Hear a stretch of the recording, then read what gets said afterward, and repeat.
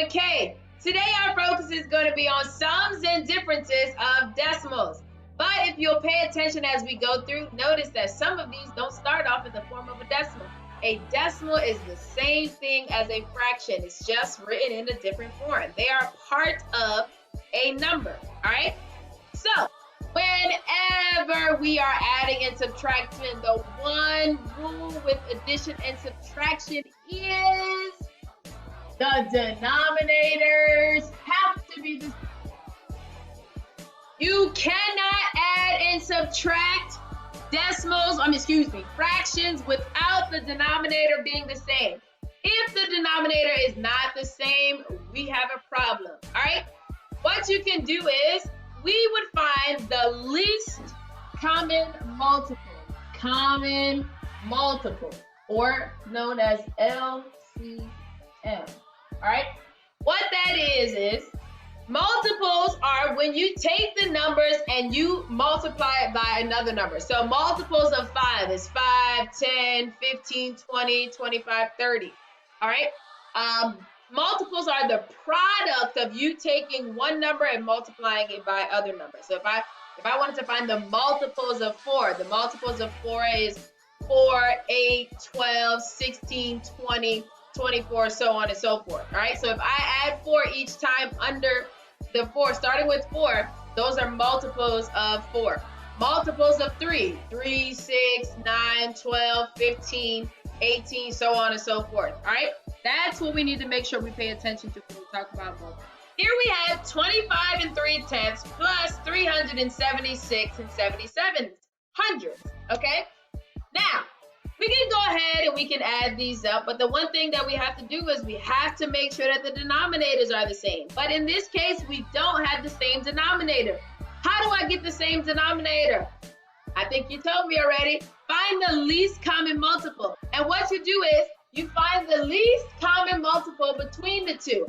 I can go through and I can try it until I get to 100, right, on both of them. So I'll say 10. I'll write out the 10. Just so we can see what I mean by multiples, right? So multiples of 10 will be 10, 20, 30, 40, 50, 60, 70, 80, 90, 100, 110, so on and so forth. We can do the same thing. Then I would go ahead and write out the multiples of 100. Multiples of 100, 100, 200, 300, 400, so on and so forth. We want to find the smallest number that they both have in common. So if I scan through and I say, okay, this is the smallest number that they both have in common. Notice one of our fractions already has a denominator of 100. So I'm going to leave that alone. I'm not going to touch it at all. But this one here, this 3/10, I have to take 3/10 and I got to make an equivalent fraction with a denominator of 100. So your question is, what do you do to 10 in order to get to 100? I have to multiply that by 10. What I do to my denominator, I must also do to my numerator. So if I multiply my denominator by 10, I must take my numerator and also do the same thing. Multiply that by 10. 3 times 10 is 30. So now, instead of us working with 3/10, we are now working with 30 100. So then we can go ahead and add these together. So now this is the only fraction that we changed. We did 25 and 30 plus 376, all right? We take whole number, multiply by whole number. I'll just take this just to put it right underneath so we can see what's happening. 376 plus 25, that's 11, carry the 1, that makes 10 now, carry the 1, that's 401. So this is going to equal 401, right? We're done with the whole numbers. Then we go ahead and we focus on the fraction. Because the denominators are the same, my denominator is going to stay the same. All right, then we'll take numerator and add it to numerator. So I'll just put them right on top of each other. 7, that's 107. Now here, we have what we call an improper fraction. This is not going to be your final answer. Your final answer is going to be the simplified form of this. How we go ahead and simplify this? We take this and see, well, how many times can 100 go into 107? It'll only go in one time. Now, my new number that I have to also incorporate with this is 1 and 7/100. So this right here, so I'm not gonna put the plus sign there, just so you know, right? So I've removed this because I converted it. So now it's 401 plus 1 and 7/10. All right, all we have to do is add the whole numbers together. So our final answer is 402 and 7/10. All right, we'll do another example, but this example is going to be subtraction. Again, the same rules apply for subtraction. My denominators have to be the same, and this is in page 95 in your student workbook.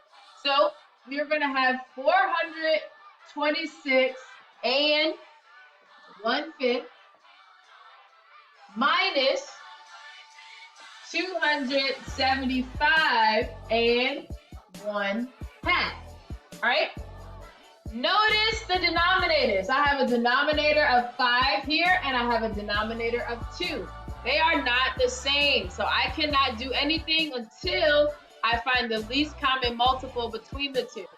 What I can do is, you can use the denominators and take the fraction and multiply it by the opposite denominator. So I'm going to take this and I'm going to multiply it by 2. It may not always get you the least common multiple, but it'll get you a multiple. And then you can always simplify later. I'm going to take this and multiply it by, I'm going to take the denominator, this denominator, and multiply it by this fraction. And then I'm going to take this denominator and multiply it by this fraction. Okay? So we take it, numerator, multiply by the same thing. So we'll have 2/10. All right, so instead of us working with 400, so this is now changed to 426 and 2/10. 6 and 2/10. Then I'm going to go ahead and I'm going to take this 1/2. Multiply both the numerator and the denominator by 5. 5/10. All right, so instead of it being 275 and 1/2, it is 275 and 5/10. Oh my goodness, we have a problem. If we look at the fraction, this first number, this numerator is smaller than this denominator. So now I have to borrow 1 from the whole number, right? So what I'm doing is I'm subtracting 1 minus 1. Okay, from this. So if I'm taking 1, this 1 that I'm subtracting is going to be added into here, but I have to make it in the fraction form. 1 whole would be 10 out of 10. So I'm subtracting 10 out of 10, and I'm going to add it to the numerator. So now instead of this being 426, it's going to be 425, right? So I'm going to just break it down part by part, right? With 10/10. And then I'm going to bring this 2/10 down, right? I'm adding those together. So 425 and 10/10 plus 2/10, which is going to give us 425 and 12/10. Now minus 275 and 5/10. If the numerator in the first fraction is smaller than the numerator in the second fraction, you have to borrow from the whole number. And when you borrow from the whole number, you borrow in the form of a fraction. So here, notice I borrowed in the form, I borrowed 1. The denominator was 10, so I borrowed 10/10. 10 divided by 10 is 1. So then I add that to the original fraction we started off with to get an improper fraction in order to make this numerator larger than this numerator. So then we would go ahead, we would subtract fraction by fraction first. 12 minus 5 is 7/10. Then I would go ahead and I would take 425 and I would subtract 275. 5 minus 5 is 0. I cannot do that there. I have to borrow from my neighbor, which makes this a 3. Then that makes that a 12. 12 minus 7 is 5. And then 3 minus 2 is 1. So our final answer is 150 and 7/10. All right. I'm gonna work through one more kind of like subtraction type of problem.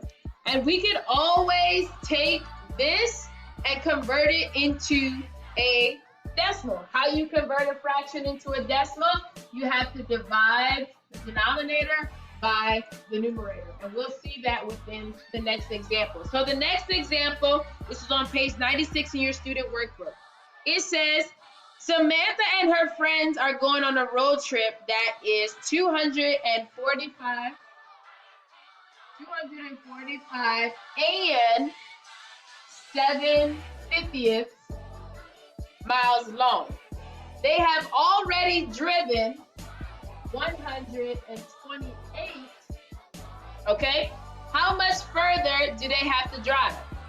I can go ahead and this is asking, when they say how much further, that's a subtraction type of problem, right? So I can go ahead and take this expression and convert it into a decimal. All right, convert the fractions into a decimal. And how we would do that is, we would see how many times can 50 go into 7. It's impossible because 7 is smaller than 50, so I'm going to go ahead and add some decimal points and some zeros. All right, how many times can 50 now go into 70? 50 will go into 70 one time. 70 minus 50 is 20. I'll bring that down. 50 will go into 200 4 times. So now this 0 and 1400 is equal to 7/50. So instead of me writing 245 and 7/50, I'm going to write 245 and 14/10. So 2, 4, 5, and 1400. Excuse me. All right. Then I'm going to do the same exact thing with 53 and 100, right? We're going to see how many times can 100 go into 53. So 100 goes on the outside, that is your divisor. 53 is your dividend. 100 cannot go into 53, so I'm going to add some zeros. I'm going to put a 0 above the last number, last non-zero number. Then I'm going to say, well, how many times can 100 go into 530? 100 will go into 530 5 times. 5 times 100 is 500.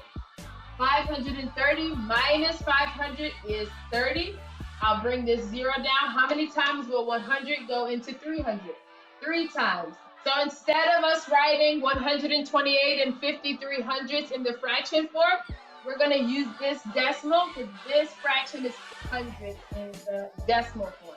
So now we're going to take this and we're going to say minus 128 and hundredths. It's the same exact thing, just written in 2 different forms. So what we do is we line up the decimal point. So I'm just going to put this right underneath. 128 and 53 hundredths. All right. Whenever you're subtracting or you're adding decimals, you line up the decimal point and then you go ahead and subtract from there. 4 minus 3 is 1. 1 cannot be subtracted. That cannot work, so I got to go borrow from my neighbor. 5 is smaller than 8, so I got to go borrow from my neighbor again. 4 is larger than 2, so now this 4 becomes a 3. This becomes a 15, But that 15 we're borrowing from, so now that becomes 14, and then this becomes an 11. 11 minus 5 is 6. 14 minus 8 is 6. 3 minus 2 is 1. 2 minus 1 is 1. So this will be our final answer. 116 and 61 hundredths. We can write it that way, or it'll be 116 and 61 hundredths. That is the same exact thing. All right?